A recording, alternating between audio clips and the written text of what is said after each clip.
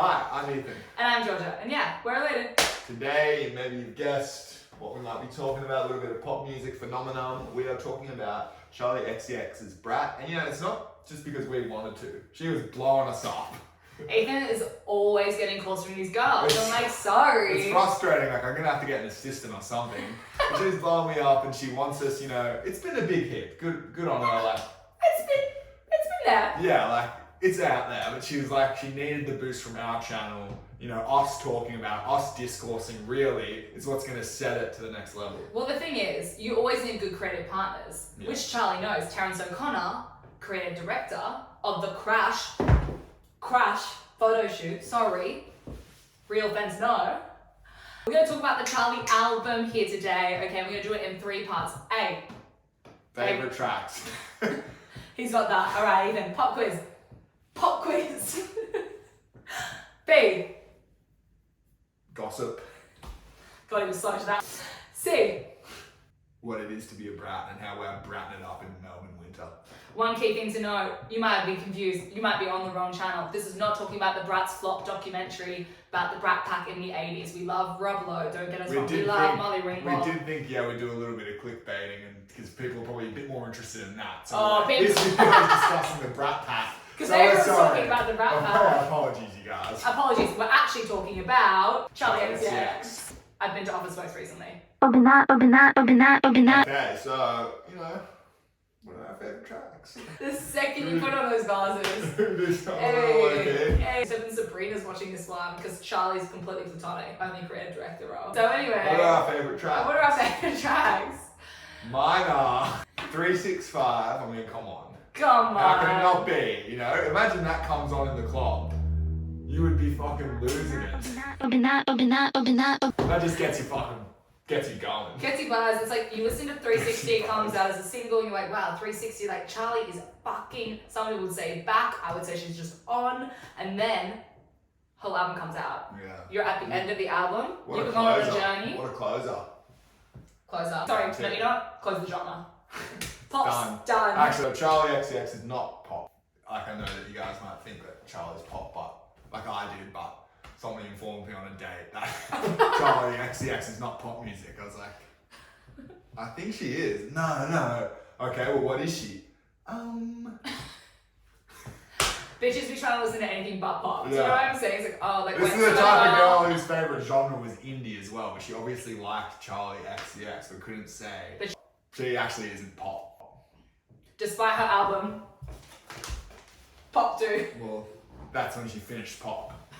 She had Pop 1, Check Pop. released the sequel. Everybody was like, where's fucking the sequel to Pop? Like, pop music, Pop 2. Okay, back to our favourite tracks. My next, Girl So Confusing.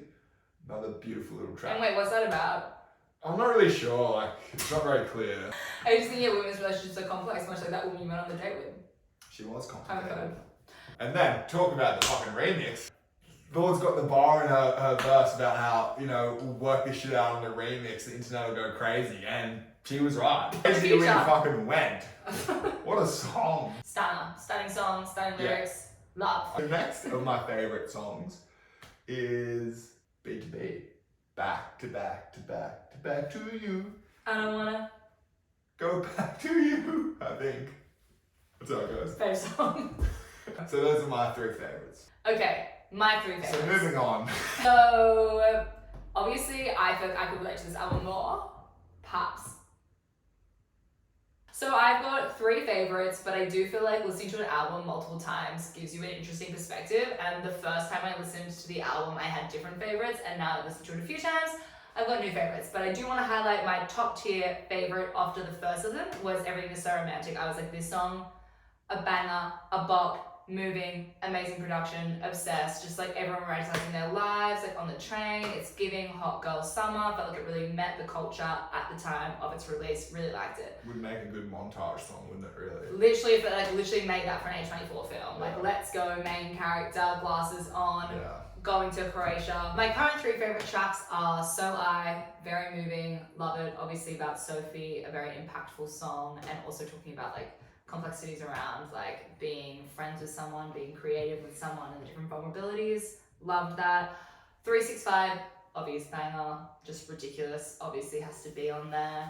And then my third favorite track, it's tough coming into the ringer, but I would have to say Girl So Confusing, obviously. Notable mention to We are back. We are back, baby. I guess to you guys, we never left. Well, yeah, you kept it rolling. You made it. Yeah, we obviously, well, hopefully you didn't click off. Well, hopefully. We need that retention rate. So, you know, we had to get changed. Like, we weren't, you know, we're here to talk about the gossip and the tea of this album and, like, what, in our outfits straight from work. It's just not appropriate, so. Not appropriate because, you know, I don't want to get HR calling me, okay, for gossiping in the workplace. So I had to switch from my workplace garms, okay, to my out of work garms. Hello, HR. There was the secret sauce, the secret actual tea, where there is literally blood wounds happening, knife wounds, nay, Game of Thrones, I don't think Red it's Wedding. as secret as Georgia's making Oh, it it's a out secret. today. It's a secret. People don't know. People do not know.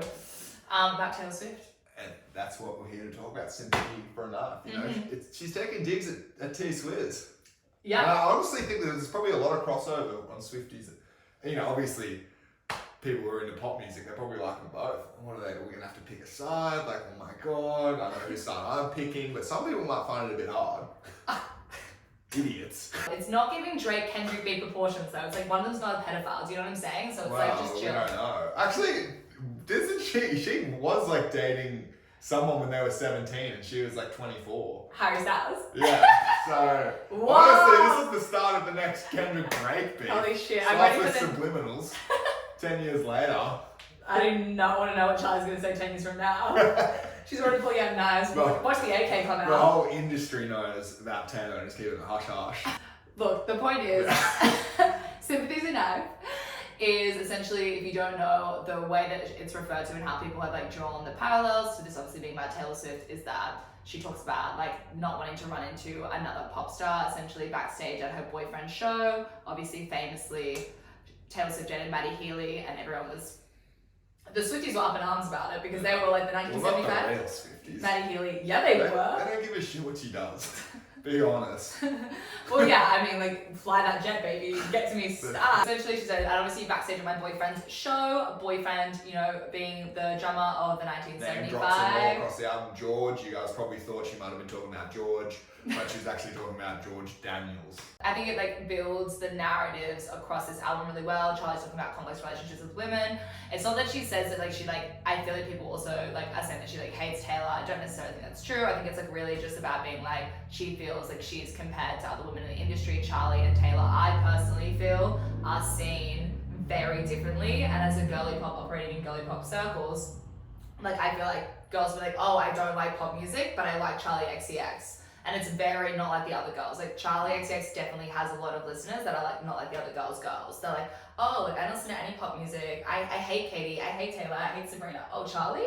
Yeah. No, she's like techno. She's like old. she's old. Like, She's babe. not, Okay, she's not. And I know she hates boom clap, but sorry, it blew her up, and that shit's pop. Like, yeah. she has an album, Pop 2, girlies. Like, come on. But it's also like, yeah, I guess the song is just about being self-conscious in general with this kind of relationship, you know? Like, it's it's not all about the industry stuff as well, I guess. Yeah. It's just about being a bit, you know, self-conscious and am I overthinking this? And Yeah, like, what's does she George hate me? What's George saying? Oh, when she brings in George, like, George thinks it's in my head. It's like literally me. Anytime I've gone to a partner, I'm like, I think they hate me. They're like, you're overreacting. I'm like, I'm not overreacting.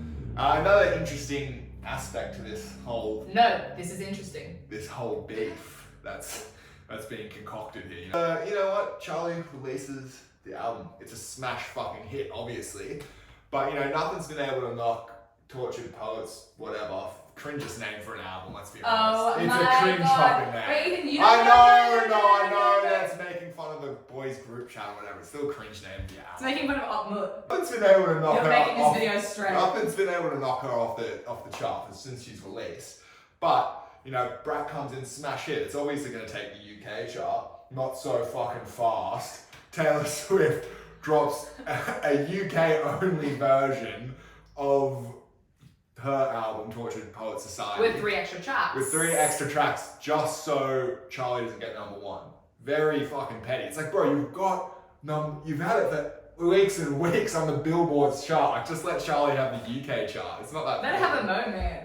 There's some girl's girl, this T Swizz. Next track is how Ethan feels about women. What? Girl, so confusing. Why are you not responding to my 80 gifts I just sent Yeah, you? like, what? I sent you a Victory Royale gift, and then what? You ghost me? Yeah, that's what I was up to, babe. One of my favourite tracks on the album.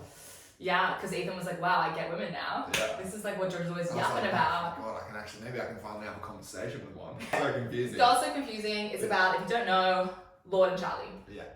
And what it is to, be in the industry, being compared to another woman, does she like me? Do I like her? Girl, it's so confusing. But yeah, I feel like this is really good. I feel like it's perfectly, like, Also Confusing is done so well because what it did was by releasing it, the remix 2 weeks later, is it got everyone being like, this is a fucking beat. It got the girlies, the Tumblr pop queenies back in their best books. Okay, they're down there. They're looking at One Direction fandoms. Investigative journalism. The girly pops are, okay, give us a pop idol or give us a crush. I like that you're saying we, like you had any part of this I did. investigation. I did. What do you mean? Oh, okay. Georgia afterwards Googling, who's got the same hair as Charlie XCX? Aha! Lord! Yeah, anyway, there was always beef between like Lord and Charlie. It was very funny at the time, obviously getting compared a lot. And the reason, like the very iconic video, play here. I have to say that I love your music. One of my favorite songs that you have is Royals. Where did you get the inspiration for that? Royals came from, just me looking at like how I'm from New Zealand, from like a small town, and like I'm not really part of that bougie like lifestyle culture, so I thought I'd write a song about it. Charlie getting Such a mistaken fucking for funny, Lord yeah. is like honestly like rent-free in my mind at least like once a month. Yeah. Can you imagine? Like, of course, like Charlie feels like she's like not a top pop star. Like I feel like also that's across the covers out. Like her insecurities are like being like 1 foot in the industry, 1 foot out. It's like you're at your own interview, your own presser interviewer is like, I love your song Royals.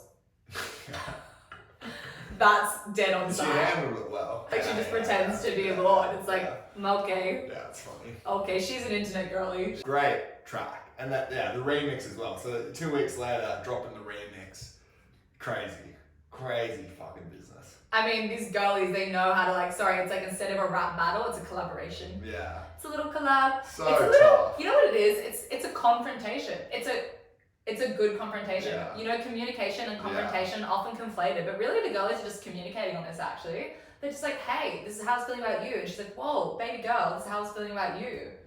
And like, I thought it was just so like hot girl as well, like bringing up eating disorder in that way, being like, oh, I was like too nervous, and then like kind of a shot fired, but in a way that like you do feel like that sometimes about your friends, like they're being too vain or like they're being too this, like at a time when you're going through something. Lord's like, you've got way too many fucking paparazzi following you. Like I don't feel like we're close enough that I can open up to you about this personal thing I'm going through, but I also don't know how to engage in this friendship. It's like so funny because this like album is so like hot girl, pop, trap, silly, like because all the production is like so in contrast to like the themes of the album, which is like why it can chart in this way while still being like very poetic. Anyway, so what is a brat? First and foremost, there's a brat wall. Okay, there's also, I feel like if you don't know and you live in Australia, I want you to know it's not just a brat wall in LA. Ethan's fucking out of touch, he didn't know this, so I guess I'm doing an information graphic that there is 2 brat walls, okay, in Melbourne. One, Chapel Street, one, kind of off the thing of Lygon Street, like, in Brunswick, it's hot, you're catching the little tram, pop off, done, take a little photo, quick little snap, come on, that's when you're an official brat. Yeah. I mean, you haven't been to the brat wall? What, you haven't gone and paid penance? Okay, what is a brat? Great question. Being a brat is giving, it's giving my clothes are on the floor, messy. Being a brat is being messy, sorry, but you can't be a clean girl and be a brat. I don't want to fucking see that. I honestly think that being a brat is just whatever kind of bad habits Georgia has that she's now justifying being a brat. rebranding this. Oh, this is brat. It's like, also it's like growing up, it's like not smoking a vape and smoking a cigarette. Yeah. Like, sorry. Like, it's not brat to smoke a vape. It's brat to smoke a ciggy. It's honestly, it's like, chances are you're still gonna get cancer. At least look cool while you're doing it. Have a like, cig. grow up. Seriously. Smoke a ciggy in front of the brat wall. Yeah. Be real, babe. Vapes are so out. Vapes are so out. If you're still vaping in 2024. It's like, I used to be the type of guy who's when the vape comes out, I'm still in a puff. But now it's like pass me the cig, I'll have a draw of that. Somebody get a fucking photo, I'm looking tough as right now. Don't show my mom. Being a brat is not caring about what your mum thinks. God, I think you've got a lot to learn about being a brat. No sugar is brat. Diet Coke, not brat. I honestly don't know about that. Diet Coke is not brat. Okay, might have to agree to disagree. Okay, you have all the Cokes in front of you and you're choosing which one's brat? Coke Zero. Yeah, but a Diet Coke could be second. No, because then it's kind of like the Siggy thing. It's like, grow up, Diet Coke's not even real. Like, just have a Coke then. Also, being gay, brat. Being straight, you can be, but being a brat is giving like your worst behaviors, like leaning in like a little bit. And like, we're all complex. Like, this whole album, very complex. Like but inhaling a bag of shredded cheese at 3 a.m. Is that brat? that is so brat. Yeah, so voting Republican, that's not brat. Ripped tights, brat. Jeans. So not brat. You guys might have thought, what the fuck is he talking about? We've got the brat quiz. You guys can answer it, play along as well. Brat quiz. Okay. iPhone portrait. Brat.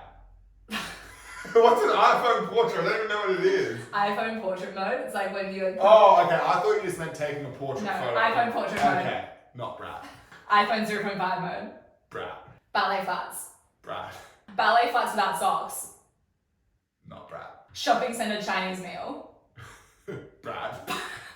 Hey guys, okay, we're playing along where she's just listing things that she likes and then that she doesn't like. Guy with a mullet.